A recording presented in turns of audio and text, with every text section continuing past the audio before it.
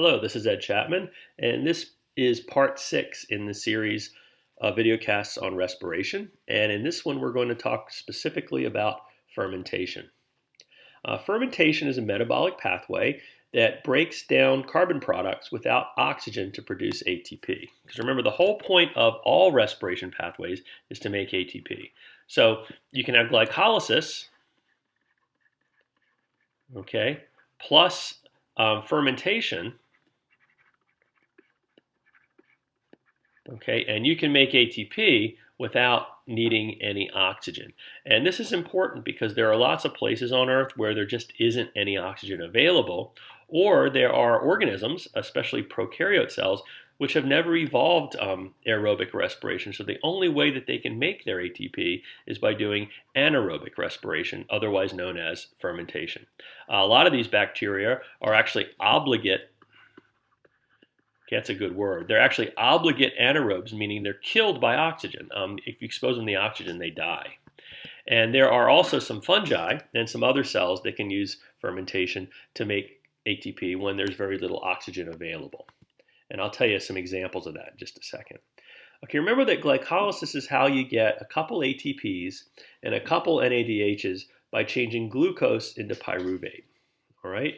Now, if glycolysis continues to run, what happens is NADH builds up in the cell, and with no electron transport chain to process the NADH into ATP, then you're going to run out of NAD+. So there's nowhere for the electrons to go, and glycolysis is going to stop because it's running out of NAD+. So NAD+ has to be restored, and one of the ways that you can do this is with what we call fermentation pathways. And there are two different fermentation pathways. The first one is ethanol fermentation. And ethanol fermentation takes glucose, okay, and runs it through glycolysis as always, okay, and you get a couple ATPs from that, and you get a couple NADHs. But if you continue to run glucose through glycolysis without going any further, you end up with a lot of pyruvate, a couple ATPs, and a lot of NADH. You're going to run out of this material right here, which you need to accept the electrons. So alcohol fermentation solves this problem by taking pyruvate and metabolizing it through a couple intermediates into a product called ethanol. And in the process, one of the carbons gets thrown away as carbon dioxide. So ethanol fermentation makes carbon dioxide as a waste product. But most importantly, as you convert pyruvate into ethanol, you absorb the electrons, or you transfer the electrons from NADH and restore it to NAD+.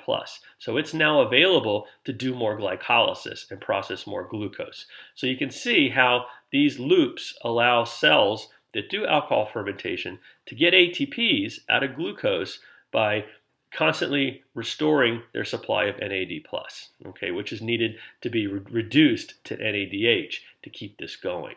All right. So what you get when you do ethanol fermentation is you get alcohol, otherwise known as ethanol, and carbon dioxide. All right. Lactic acid fermentation is the other anaerobic respiration pathway, and it's very similar with a couple important differences. Just as before, we're taking glucose. We're running it through the glycolysis pathway to produce a couple ATPs. In the process of running glycolysis, we're building up some NADH, but in this case, pyruvate is converted to something called lactate or lactic acid. Right? Lactic acid is the same thing as lactate for this class. And what happens is the lactic acid builds up, but it's also the electron acceptor, so we're restoring NAD+, so we can continue to do more glycolysis. Now, notice there's no CO2 produced. Okay, there's no CO2 produced from lactic acid fermentation. We just get a buildup of lactic acid, so it can drop the pH in the environment. Now, human muscle tissue can do lactic acid fermentation if it's required to, if there's not enough oxygen. But the price you pay for this is the buildup of lactic acid, which can cause your muscles to burn. So if you really push your muscle tissues to the limit and you're breathing and pumping blood as hard as you can to oxygenate those tissues, but it just isn't enough, those muscle tissues can switch over to lactic acid fermentation and get by and continue to function But the downside is you're going to have a buildup of lactic acid, which is going to cause a burning sensation and a little bit of damage, which is going to have to be cleared away and repaired. Excuse me. Yogurt is a very familiar food, I think, to a lot of people. It's made from milk, and what you do if you want to make yogurt is you mix into the milk at about body temperature 2 different bacillus bacteria, which are completely harmless, but what these bacilli do is they ferment the milk sugars into lactic acid, and they do that by doing anaerobic respiration, and they produce a sour flavor, which preserves the milk, keeps it from decomposing further, and it's an excellent way to keep milk, to convert milk into something that you can store without refrigeration for a longer period of time. It's been around for a very long time. Yogurt's a very ancient food.